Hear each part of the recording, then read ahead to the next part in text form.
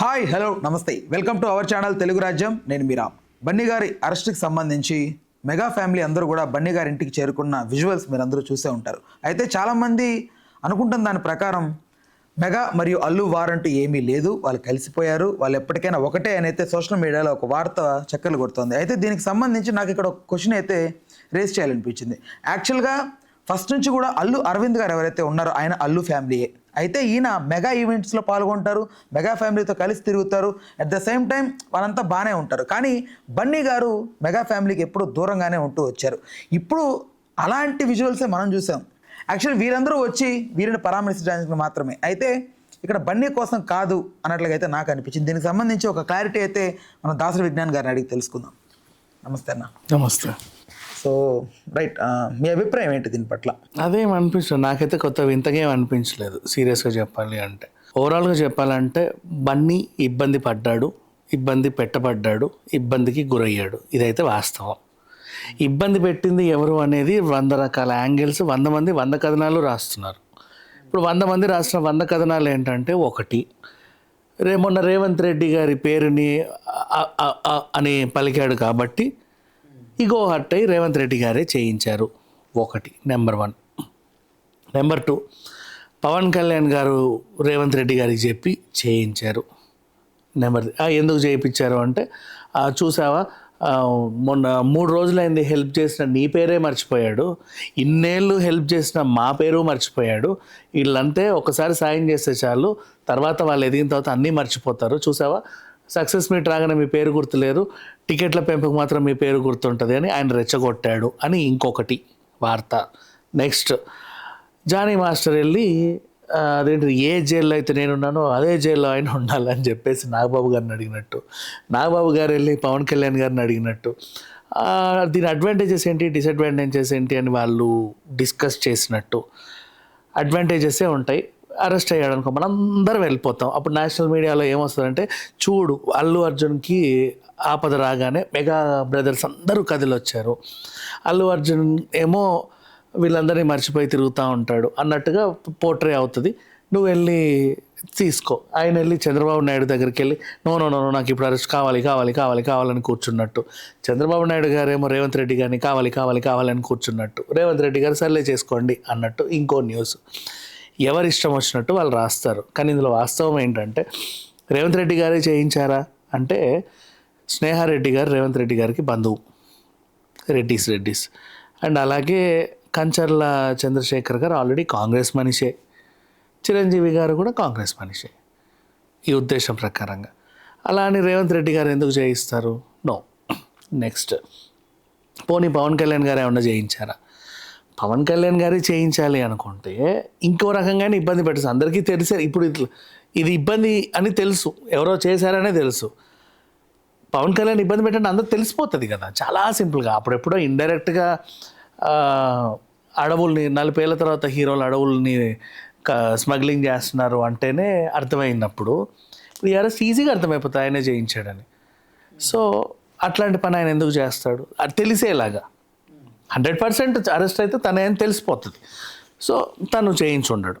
But ఏమైంది అంటే, law and order ఎట్లా ఉంది, చట్టం ముందు అందరూ ఒకటే అనేది పోర్ట్రే చేద్దామని అనుకున్నట్టుగా చూద్దాం. కరెక్టే, ఇప్పుడు రేవంత్ రెడ్డి గారు అన్నారు చట్టం ముందు అందరూ ఒకటే అని.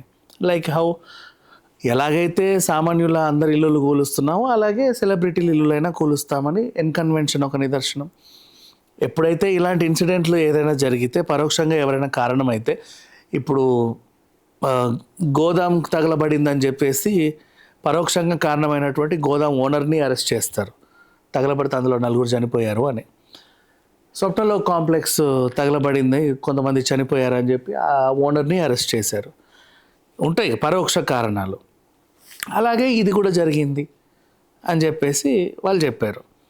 సెలబ్రిటీస్ అయినా ఎవరైనా సరే చట్టం ముందు ఒకటే అని. సో రేవంత్ రెడ్డి గారు చేయలేదు, నేను చేయించలేదని ఆయన క్లారిటీ అయినా ఇచ్చుకున్నాడు.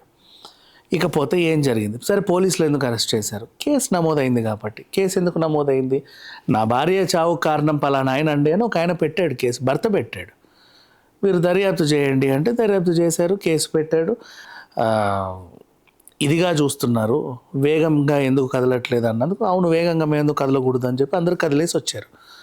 అరెస్ట్లు అయ్యాయి. అప్పటికే కూడా 7 అరెస్ట్ అయ్యారు. ఈయన A11 యాక్చువల్ చెప్పాలంటే దాంట్లో. ఇలా చూసుకుంటే సరే పోలీసులు వాళ్ళ డ్యూటీ చేశారని అనుకుందాం. బట్ ఇప్పుడు public questions, basic public questions, నువ్వు ఏ చట్టం కింద ఈ పలానా చట్టాల కింద పలానా రీజన్స్ వల్ల మేము అరెస్ట్ చేసామండి అని నువ్వు చెప్పుకొచ్చావు. ఒకటేం చెప్పావు, ఆ గ్యాదరింగ్ని రోడ్ షో అన్నారు. ఎందుకు రోడ్ షో అన్నావు? నువ్వు కారు పైనుంచి తలకాయ బయటపెట్టి చెయ్యి బయటపెట్టి ఇట్టిట్ అన్నావు. అది రోడ్ షో కిందికి వచ్చింది. దానికి క్యాలిక్యులేషన్స్ వేసుకుంటూ వెళ్తున్నారు అందరూ.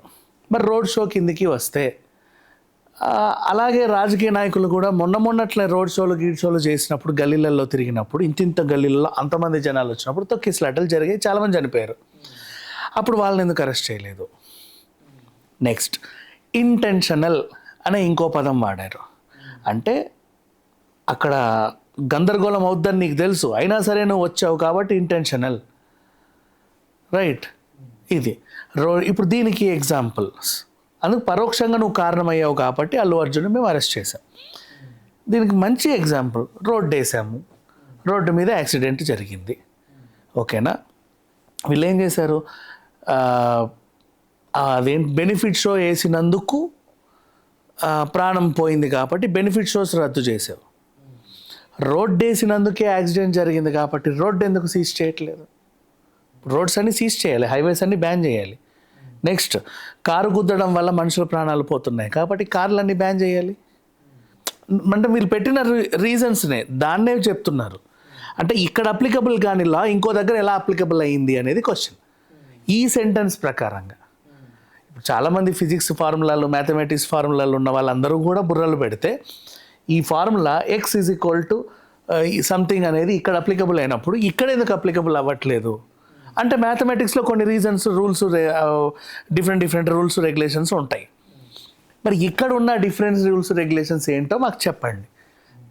They are unable to explain. వాళ్ళు చెప్పే రీజన్స్ ప్రతిదానికి ఒక ఎగ్జాంపుల్ ఉంది.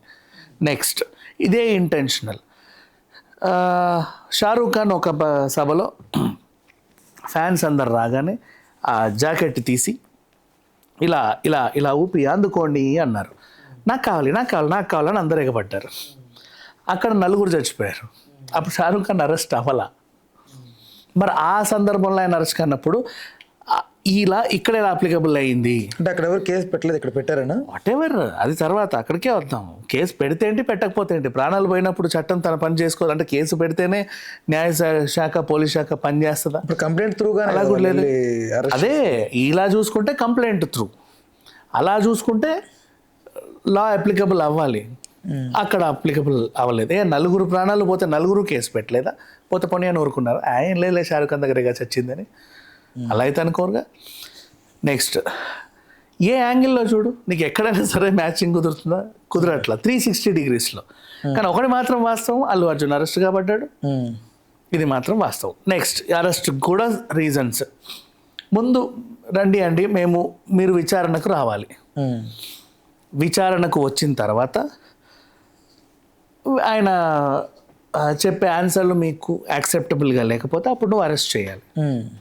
నువ్వు విచారణకు కూడా పిలవకుండా 11:50, 11:45 టైంలో ఇంటికి వచ్చేదో బెడ్రూమ్లోకి వచ్చేదో అల్లు అర్జున్ బట్టలు మార్చుకు వెళ్ళిపోదాం అన్నావు.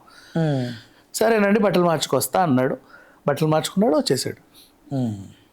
అది జరిగింది. అక్కడ నుంచి చిక్కడపల్లి పోలీస్ స్టేషన్, అక్కడ కాసేపు విచారణ జరిపి ఆ తర్వాత గాంధీ హాస్పిటల్ అంటే డైరెక్ట్గా కోర్టుకు తీసుకెళ్ళే ముందు చేయాలి కాబట్టి అక్కడికి ఆ మెడికల్ చెకప్ అయిన తర్వాత కోర్టుకి. ఇంటెన్షన్ లేకపోతే నువ్వు 11:45కి వచ్చావు, గబగబా ముగించుకోవచ్చు. కానీ నువ్వు 5:36 వరకు వాదనలు వినిపిస్తానే ఉన్నావు, ఏదో చేస్తూ ఉన్నావు. అప్పటి వరకు అంటే ఒక కోర్టులో ముందస్తు బెయిల్ గురించి వాదనలు అవుతున్నాయి, ఇంకో కోర్టులోనేమో ఈ ప్రాసెస్ జరిగింది. 2 డిఫరెంట్ కోర్ట్స్లో 2 డిఫరెంట్ వాదనలు జరుగుతున్నాయి. సరే ఇక్కడ అయ్యింది 14 రోజుల రిమాండ్కి ఇక్కడ జడ్జి స్టాంప్ వేసాడు. నెక్స్ట్ అక్కడ వాదనలు జరుగుతున్నాయి కదా, దాని ప్రకారం అక్కడ బెయిల్ వచ్చేసింది. ఆ బెయిల్ 4 వారాల వరకు మధ్యంతర బెయిల్ వచ్చింది. ఇప్పుడు ఇది అటాచ్ చేయడానికి టైం అయిపోతుంది, కోర్ట్ టైం అయిపోయింది, 6 దాటిపోయింది. అప్పుడు ఏముంటాయి, గింతకాలు ఉంటాయి, ఇంకేవేవో చేయాల్సి ఉంటాయి, స్టాంపులు గట్రా కొట్టాల్సి ఉంటుంది. ఈ సరంజామా అంతా అయ్యేసరికి నీకు టైం పట్టింది ఓవరాల్గా. ఆ టైంకి ఏంటంటే ఈయన జ్యుడిషియల్ కంట్రోల్లోనే ఉండాలి, ఇంటికి పంపొద్దని ఒక రూల్ ఉంది కాబట్టి రిమాండ్కి పంపాం. జైలుకి వెళ్ళాడు, గోదావరి బ్లాక్లో పెట్టేశావు, ఫస్ట్ అన్ని చెకప్లు చేసి అక్కడ నుంచి మంజీరా బ్యారాక్కి పంపావు. మంజీరా బ్యారాక్కి ఎందుకు పంపావు అంటే గవర్నమెంట్ ఆఫీషియల్స్ అందరూ ఉంటారు దాంట్లో, అంటే లంచం తీసుకొని దొరికిన కలెక్టరు, లేకపోతే ఐపీఎస్ ఆఫీసర్లు, ఎస్ఐలు, సిఐలు ఇలాంటి వాళ్ళు ఉంటారు కదా, వాళ్ళందరూ అక్కడ ఉంటారు. ఇంత జరిగిందంటే బన్నీది తప్పు ఉన్నట్ట మరి? అదే చెప్తున్నా, ఎండ్ వరకు వచ్చిందంటే. సో అయింది. అక్కడ నుంచి మళ్ళీ విడుదల చేయాలి, వీళ్ళేమో చాలా కష్టపడుతున్నారు. ఎర్లీ మార్నింగ్ వెళ్ళి ఏదో రకంగా స్టాంపులు గట్రా అన్ని కొట్టి జైలు శాఖకి అప్పచెప్పి తీసుకొచ్చాడు. ఇప్పుడు బన్నీని మేము ఇబ్బంది పెట్టలేదు అని ముఖ్యమంత్రి గారు చెప్పారు, బన్నీని మేము ఇబ్బంది పెట్టలేదు అని అరెస్ట్ చేసిన వాళ్ళు చెప్పారు. లేదండి పద్ధతిగానే వచ్చాం, కుటుంబ సభ్యులతో మాట్లాడాం, షర్ట్ మార్చుకుంటానంటే మార్చుకోవడానికి టైం ఇచ్చాం, వచ్చాం. జైలు శాఖ మీరేమైనా ఇబ్బంది పెట్టారు? అబ్బాయి లేదండి, తీసుకొచ్చాం, అక్కడికి పంపాం, ఇక్కడికి పంపాం. ముద్ద తింటావా బాబు అని అడిగితే తినను అన్నాడు. పాపం సెలబ్రిటీ కదా, కొత్త బట్టలు ఉంటాయి కాబట్టి ఏదో పురుగో పుట్టరో ఉండకుండా కొత్త బ్లాంకెట్, కొత్త బెడ్షీట్, కొత్త దిండు, దుప్పటి ఇచ్చాం. వాళ్ళు చెప్పుకున్నటువంటి రీజన్ మేము బాగానే చూసాం. అందరి ఖైదీలు ఎలా చూస్తామో అలా కాకుండా పద్ధతిగా బాగానే చూసాం, ఎవరూ ఇబ్బంది పెట్టలేరు. కానీ బందీ ఇబ్బంది పడంటాడు, ఇబ్బందికి గురయ్యాడు. కేసు పెట్టడానికి రీజన్స్ ఎతికితే ఎక్కడ కనబడట్లే, కానీ కేసు అయ్యింది. చివరికి కేసు పెట్టినోడు కూడా వచ్చి నాకు తెలియదండి, ఏదో సంతకం పెట్టమంటే పెట్టినది కేసా, దానివల్ల ఇట్లా అరెస్టులు చేస్తారా, ఆయన మాకు అండగా ఉన్నాడండి, మాకు రెస్పాన్సిబిలిటీ ఇచ్చాడు, 25 lakhs ప్రకటించాడు, అండ్ పిల్లలకి భరోసా ఇచ్చాడు, నాకు భరోసా ఇచ్చాడు, నాకు దేవుడు లాంటి వాడు, ఇట్లాంటి అవుతుందంటే ఆ రోజు నేను సంతకమే పెట్టేవాడిని కాదు కదా, ఇప్పుడు అది నేను వాపస్ తీసుకుంటానండి, నాకు ఆయుధాలు చించేయండి అని ఆయన అంటున్నాడు. ఎవరు ప్రలోభ పెడుతున్నట్టు, ఇప్పుడు ఎవరు చేస్తున్నట్టు చూస్తుంటే ఎన్ని యాంగిల్స్లో చూసినా ఎవరు కనబడట్లా మరి. కానీ బన్నీ అయితే ఇబ్బంది పడ్డాడు. ఇప్పుడు కొన్ని రకాల కథనాలు, ఎన్ని రకాల కథనాలు ఉన్నా ఎవరిని నమ్ముతాం? ఇప్పుడు కేటీఆర్ గారు రెచ్చగొట్టడం వల్లే ఇది రేవంత్ రెడ్డి గారు మనసులో పెట్టుకొని చేయించారనేది ఒకటి వినపడుతోంది. యాక్చువల్లీ ఆయన ప్రెస్ మీట్లో భాగంగా ఆ సక్సెస్ వచ్చినప్పుడు మైక్ ఎత్తుకొని మాట్లాడుతున్నప్పుడు అప్పుడప్పుడు ఇప్పుడు మనం కూర్చున్నప్పుడు మనకే చెప్తుంటే ఒక చిన్న చిన్న పదాలు గుర్తురాక తడబడుతూ ఉంటాం. అంత పెద్ద స్టార్ అంతమంది ముందు మాట్లాడుతున్నప్పుడు ఓకే పేరు మర్చిపోయినట్లు లెద్దాం. అయితే దాన్ని మనసులో పెట్టుకొని రేవంత్ రెడ్డి గారు ఇలా చేయించారని కేటీఆర్ గారు ఆయన కించపరుస్తూ ఒక ప్రెస్ మీట్లో ఒక ఇంటర్వ్యూలో మాట్లాడుతూ రేవంత్ రెడ్డి గారిని కించపరిచారు. అది రేవంత్ రెడ్డి గారు మనసులో పెట్టుకొని చేశారు అని వినపడుతుంది. First of all KCR, KTR అనే పదాలని రేవంత్ రెడ్డి పట్టించుకోవడం కూడా పట్టించుకోడు. ఎందుకంటే అది పిచ్చవాగుడు వాళ్ళది. వాళ్ళకి common sense, basic sense, human sense అనేది ఏముండదు. వాళ్ళే ఒక నాన్ సెన్స్. మీకు అర్థమైందా? 10 ఏళ్ళు ఒక సన్నాసిని తీసుకొచ్చి కూర్చోబెట్టారు. ఆ చండాలానికి నందికి, మహానందికి, పందికి తేడా కూడా తెలియదు. You understand? వాళ్ళకి ఏమీ తెలియదు. తెలంగాణ తల్లికి, తెలుగు తల్లికి కూడా డిఫరెన్స్ తెలియదు వాళ్ళకి అసలు ఏమీ తెలియదు. ఆ ఏమీ తెలియని సన్నాసులు ఏదో రకంగా వచ్చారు, కూర్చున్నారు. ఎట్లా ఉత్తర కొరియాలో కిమ్ కూర్చున్నాడో అట్లా వచ్చాడు. 10 ఏళ్ళు ఉన్నాడు, సరే అయిపోయింది. జనాలు తరిమేస్తే పోయాడు. వాళ్ళ వాగుళ్ళు ఎవడు పట్టించుకోడు. ఇక కేటీఆర్ అంటావా, చదువుకున్న మూర్ఖుడు. చదువుకున్నాడు, బాగానే చదువుకున్నాడు. కాకపోతే బిజినెస్ వైజ్గా మంచి నాలెడ్జ్ ఉంది, నేనే ఒప్పుకుంటా. కాకపోతే సెన్స్ లేదు, బేసిక్ సెన్స్ అనేది లేదు ఆయనకు అసలు. అంటే ఏ రాజకీయ ప్రకారంగా నువ్వేమైనా చేస్తే ఖండించాలని మాత్రమే వాళ్ళకి తెలుసు తప్పితే దాన్ని స్టడీ చేసే అంత నాలెడ్జ్ లేదు.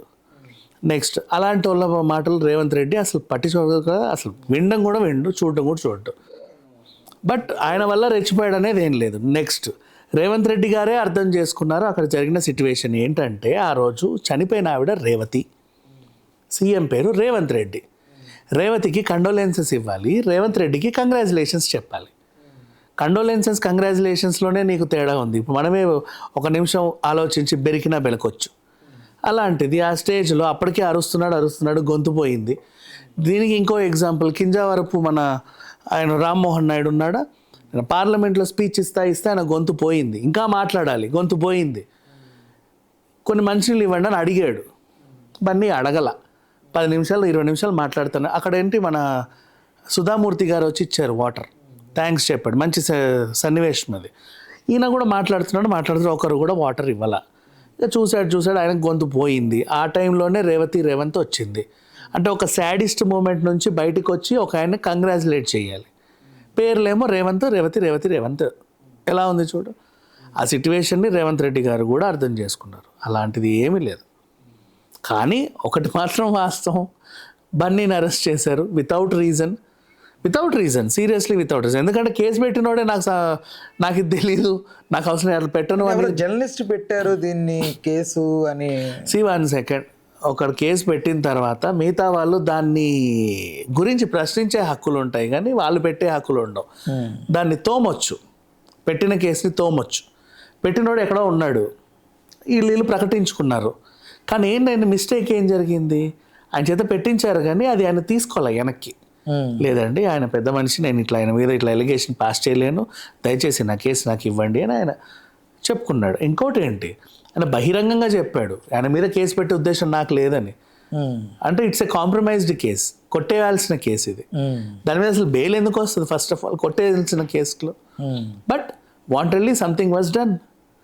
అది ఏమైంది అనేది ఇంతమంది ఎన్ని రకాల వార్తలు రాసినా we don't know. Right, thanks for the time, thanks for the information. Right, please do subscribe to Telugu Rajyam channel. Please do subscribe to Telugu Rajyam channel. Please do subscribe to Telugu Rajyam channel. Hi అండి, నేను మీ ఆర్పీని, నెల్లూరు పెద్దారెడ్డి చేపల పులుసు ఓనర్ని. మీరు తెలుగు రాజ్యం అనే ఈ యూట్యూబ్ ఛానల్ సబ్స్క్రైబ్ చేసుకుని మంచి మంచి వీడియోలతో వస్తారు. Thank you so much. Hi people, I'm Sonakshi Verma and you please watch Telugu Rajam and please subscribe to the channel.